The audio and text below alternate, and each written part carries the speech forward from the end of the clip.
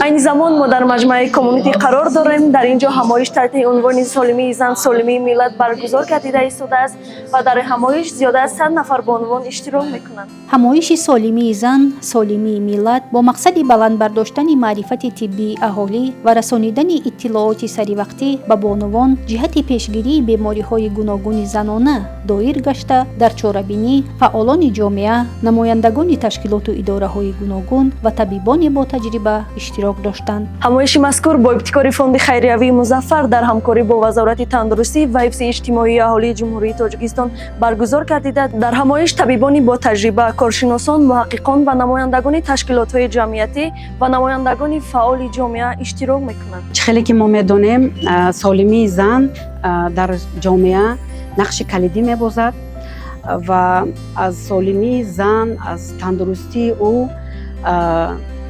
солимии тамоми миллат вобастагӣ дорад. Мақсади ҳамоиши мо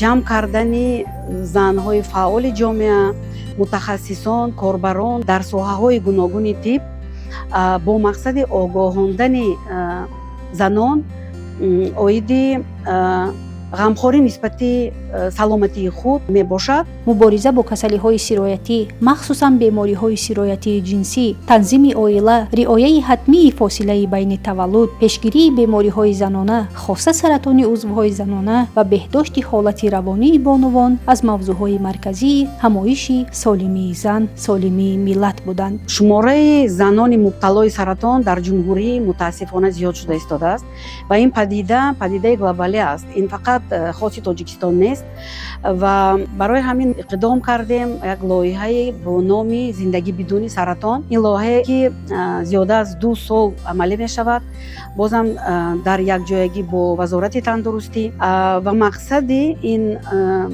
лоиҳаи мо огоҳонидани занон оиди зарурати пешгирии саривақтӣ, аз ҳама муҳимаш нишон додани намунаҳои илҳомбахши заноне ки ғолиби ин беморӣ шуданд ва мо кӯшидем ки ба аҳолӣ қиссаҳои илҳомбахши ин занҳоро расонем ва ин тариқ дар бораи зарурати ғамхорӣ оиди саломатии худ иттилоъ дода бошем.